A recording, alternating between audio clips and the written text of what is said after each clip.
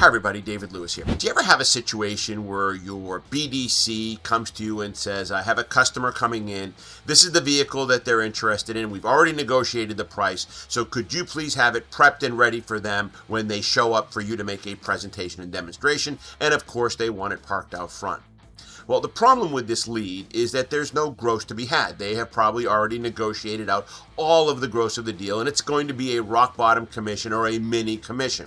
So the question now becomes is, how do you turn that mini commission into a decent, reasonable commission for yourself? Well, there's only one way to do that, and that is you need to switch cars.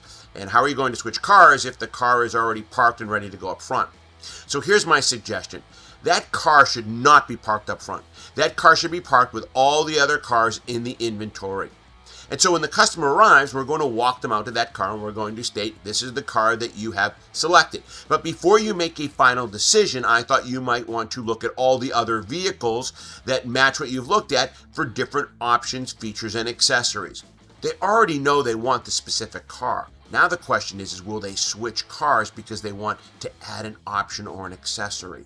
And if they switch cars, guess what? You can now renegotiate the price and thus make a stronger commission. Good luck, everyone.